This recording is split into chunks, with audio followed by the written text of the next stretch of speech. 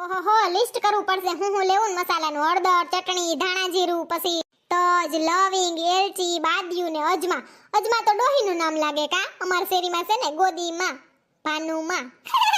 એ હું કરસ તું એ કાઈ નહીં કાલ બજારે જાવું છે ને મસાલા લેવા તો એનું લિસ્ટ કરું છું તો એકલી લઈ આવી કે મારી પાસે ક્યાં પૈસા છે કોઈ દી દીધા મને વાપરવા ખોટું બોલમાં પર્સમાં હતાયડાય છે જોવા દેજી એ ના હો પર્સમાં કાઈ નથી ને હું પર્સ અડવાઈ નહીં દઉં મારું છે લે પર્સ ભલે ને તું વાપરશો મને ખબર છે પણ લઈ તો મેં દીધું ને પર્સ ભલે લઈ દીધું તમે અંદરનો માલ છે એ મારા માવતરના ઘરનો છે લે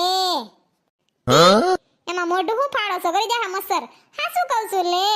જઈએ મારા મમ્મીને ઘર આટો દેવા ગઈ છું ને તો મને ખાલી આવાજ ન દીધી મમ્મી 500 દીએ પપ્પા 500 દીએ અદાની દીએ મારા હગાવાલા દીએ હાલતા હાડલા દીએ મને તી એમ મેં ભેગા કર્યા છે આ પૈસા હા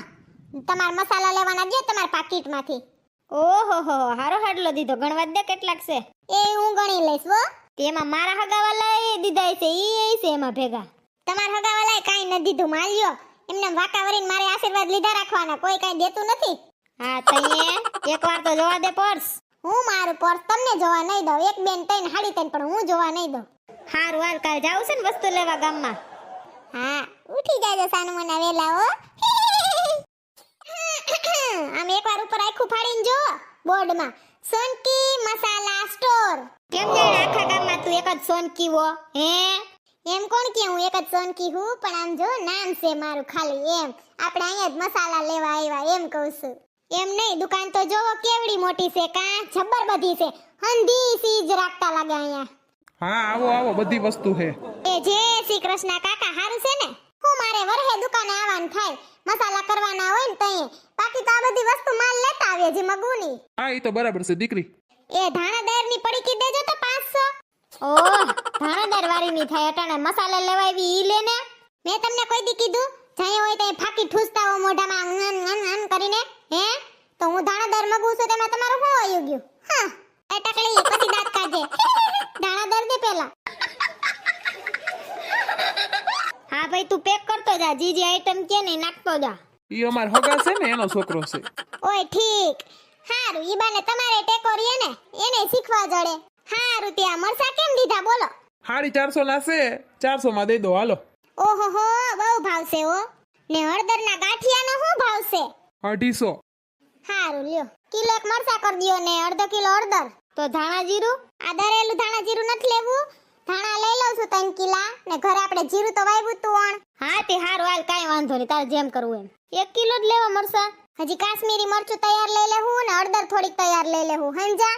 જઈએ જોઈ તો જડે જ છે પછી હામ તું ભેગું કરીએ ને હામું વર આવી જાય ત્યાં સુધી રખડતું હોય પછી એમાં બગડી જાય મને ના ગમે 100 ગ્રામ તીખા આપો ને ઓલા મસાલા આપો ને એલચી લવિંગ ને બાદિયું ને તજ ને હા ઈ બધું પડી ગયું વાર દ્યો હાલો એ હા આ બાજુ ભૂંગરા ને એવું છે લે આ તો હર વેરાયટી ના છે અલગ અલગ સકેડા વાળા ને ઓલાન કલરિયાન ભીંડાન હાદાન લાંબાન હાલો ભૂંગરા કરી દેજો ને બધામાંથી સપી લઈને અમે પાપણે રાખીઓ તૈયાર ના પાપણ તો અમે ઘરે કર લે હું કેવી છું ફૂગી વરું આમ તમારા દીકરાને રજા હોય તેદી કરો એટલે હું અમને હારે ટેકો રીએ ને ઓહો હામે તો પડીકા છે એ તો હું જોતી નથી મારું ધ્યાન નથી પોપરિંગ ની એક પેકેટ આપો બાલાજી નું ને 4 ચસ્કા વેફર આપો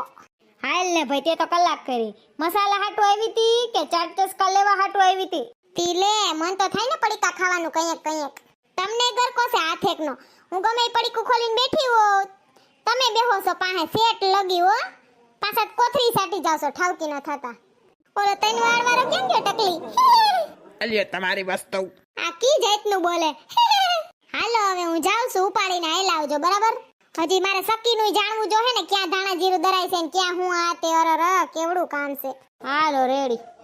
જો તમને અમારો વિડિયો ગમ્યો હોય તો અમારી ચેનલને લાઈક કરો શેર કરો કમેન્ટ કરો એન્ડ સબસ્ક્રાઇબ કરો થેન્ક યુ